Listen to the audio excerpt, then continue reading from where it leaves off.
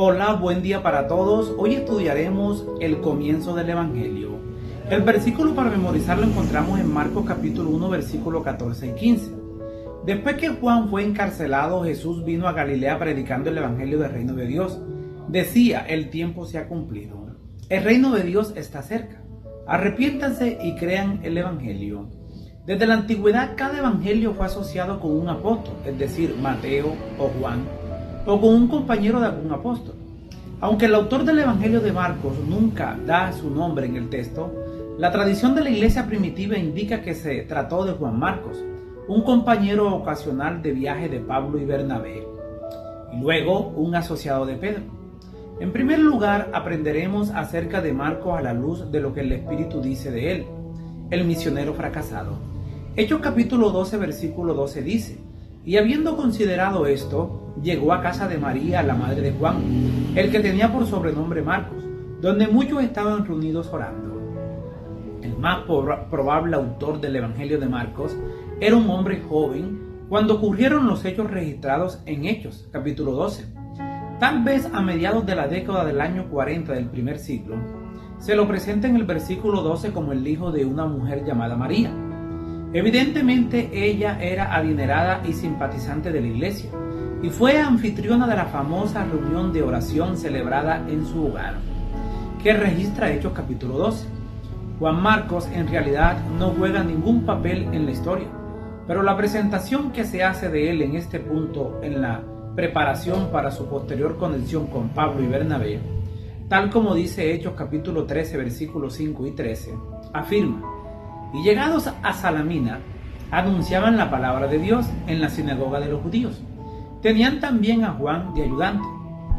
Habiendo salvado de Pafos, Pablo y sus compañeros arribaron a Perge de Panfilia, pero Juan, apartándose de ellos, volvió a Jerusalén. Hechos capítulo 13 describe el primer viaje misionero de Saulo y Bernabé a comienzos del año 46 después de Cristo. Aproximadamente Juan Marcos no es mencionado hasta el versículo 5 y su rol es simplemente el de un ayudante, de una persona que está sirviendo. No se hace ninguna otra referencia al joven hasta el versículo 13, donde en breve reporta señala que volvió a Jerusalén. ¿Qué pudo haber motivado su abandono del esfuerzo misionero, que estaba sin duda lleno de peligro y desafíos? Elena de White indica que Marcos, abrumado por el temor y el desaliento, vaciló por un tiempo en un propósito de entregarse de todo corazón a la obra del Señor.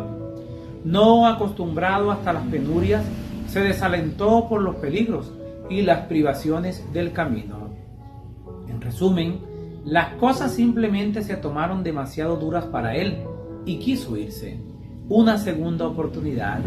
Hechos capítulo 15 versículo 36 al 39 dice: y Bernabé quería llevar consigo a Juan, el que tenía por sobrenombre Marcos, pero a Pablo no le parecía bien llevar consigo al que se había apartado de ellos desde Panfilia y no había ido con ellos a la obra, y hubo tal desacuerdo entre ellos que se separaron el uno del otro. Bernabé, tomando a Marcos, navegó a Chipre. En Hechos capítulo 15 versículo 38 se da la razón por la que Pablo rechazó al joven. Juan Marcos se había apartado de ellos y no continuó en la obra del ministerio. La actitud de Pablo era comprensible, aunque categórica. La vida misionera, sobre todo en el mundo antiguo, era dura y exigente. Pablo dependía de sus misioneros asociados para que lo ayudaran a llevar la carga de una tarea y unas condiciones muy desafiantes. Desde su perspectiva, alguien que había desertado tan rápidamente no merecía un lugar en un equipo misionero que luchaba cara a cara con las fuerzas del mal. Bernabé no estuvo de acuerdo. Él veía potencial en Marcos y no quería dejar atrás al joven. La disputa que suscitó entre Pablo y Bernabé respecto de Juan Marcos fue tan profunda que se separaron. Pablo eligió a Silas para que fuera con él y Bernabé tomó a Marcos. Hechos no explica por qué Bernabé decidió llevar a Marcos consigo. En verdad, este es el último pasaje del libro de Hechos que menciona a ambos hombres, pero no el último lugar del Nuevo Testamento donde se nombra a Marcos. Si leemos 2 de Timoteo capítulo 4 versículo 11, registra lo siguiente: solo Lucas está conmigo. toma a Marcos y tráele contigo, porque me es útil para el ministerio. Una asombrosa transformación parece haber ocurrido en Marcos. En estos pasajes, Pablo indica el valor que el joven tiene para él y para el ministerio. Pablo lo considera uno de sus colaboradores. Quiere que Timoteo lo traiga consigo. Pedro en su primera epístola indica que él también tenía una relación estrecha con Marcos. Estos documentos de Pablo y Pedro fueron escritos probablemente a principios de la década del 60, entre el 15 y 20 años después de la experiencia registrada en Hechos capítulo 15. Marcos claramente se había recuperado de su fracaso. Esto ocurrió casi con certeza, gracias a la confianza que su tío Bernabé había depositado en él. Piensa en alguna ocasión en la que tú o un amigo fracasaron y recibieron otra oportunidad. El mensajero. Marcos capítulo 1 versículo 1 y 2 dice: principio del Evangelio de Jesucristo, Hijo de Dios, como está escrito en Isaías el profeta: he aquí yo envío mi mensajero delante de tu faz, el cual preparará tu camino delante de ti. Los personajes principales de estos versículos son tres: Jesucristo, Dios, el Padre, y el predicador y el mensajero, que es Juan el Bautista. Como sujeto principal de la última sección de este pasaje, Marcos capítulo 1 versículos 2 y 3 contiene una cita del Antiguo Testamento, con la que el evangelista describe lo que ocurrirá en el relato. Lo que cita es una combinación de frases de tres pasajes. Éxodo 23:20 se refiere a un ángel que Dios enviará delante de los israelitas para conducirlos a Canaán. Isaías 40:3 describe a Dios haciéndose presente en el desierto como un camino preparado por él para su pueblo. Malaquías capítulo 3 versículo 1 se refiere a un mensajero que va delante del Señor para preparar su camino. Los tres pasajes hablan de un viaje. El texto en Isaías tiene muchos vínculos con el ministerio de Juan el Bautista y se enfoca también en el camino del Señor. En el Evangelio de Marcos, al Señor Jesús se lo presenta realizando un viaje. La rápida narración realza el sentido de este viaje, que conducirá hacia la cruz y la muerte sacrificial de Jesús en nuestro favor. Pero es mucho lo que debe acontecer antes de que Él llegue a la cruz. El viaje está recién comenzando y Marcos nos dirá todo acerca de Él. A tono con la cita del Antiguo Testamento en Marcos 1, 2 y 3, Juan el Bautista hace un llamado al arrepentimiento, a abandonar el pecado y a volver a Dios. Vestido como el antiguo profeta Elías, Juan habla en Marcos acerca de uno que vendría después de él y que es más poderoso que él. La declaración que no es digno de desatar la correa de las sandalias del que vendría demuestra la exaltación perspectiva que tiene de Jesús. El bautismo de Jesús. Marcos capítulo 1 versículo 9 al 11 dice: aconteció en aquellos días que Jesús vino a Nazaret de Galilea y fue bautizado por Juan en el Jordán. Y luego, cuando subía del agua, vio abrirse los cielos y al Espíritu Santo como paloma que descendía sobre él. Y vino una voz de los cielos que decía: tú eres mi Hijo amado, en ti tengo complacencia. Juan bautiza a Jesús en el río Jordán, y cuando asciende del agua ve los cielos abiertos y al Espíritu Santo descender sobre él como una paloma. Escucha entonces la voz de Dios desde el cielo: tú eres mi Hijo amado, en ti me complazco. Estos eventos señalan la importancia del bautismo de Jesús. El Padre, el Hijo y el Espíritu Santo están presentes y declaran juntos el inicio del ministerio de Jesús. La importancia de este evento encontrará su eco en la escena de la cruz registrada en Marcos 15. El Espíritu impulsó a Jesús al desierto.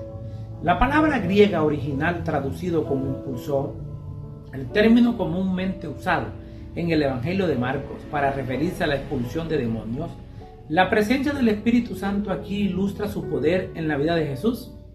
El Señor ya está iniciando el viaje de su ministerio e inmediatamente se enfrenta a Satanás. El aspecto de la lucha en esta escena se muestra mediante la referencia a los 40 días de la tentación, a la presencia de animales salvajes y al servicio que los ángeles brindaron a Jesús. Una característica inusual de la escena con la que comienza el Evangelio de Marcos es la presentación de Jesús como un personaje divino y humano a la vez. Como divino, Él es el Cristo, el Mesías, anunciado por un mensajero. a alguien más poderoso que Juan, el Hijo amado sobre quien el Espíritu desciende. Pero vemos lo siguiente acerca de su dimensión humana. Es bautizado por Juan, es impulsado por el Espíritu, es tentado por Satanás, está con animales salvajes y es atendido por ángeles.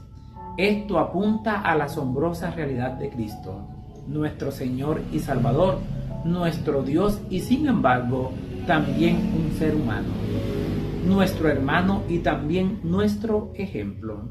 El Evangelio según Jesús. Marcos resume aquí el mensaje simple y directo de Jesús. El tiempo se ha cumplido. Promesa del pacto, el reino de Dios está cerca. Llamado al discipulado a arrepentirse y crean en el Evangelio.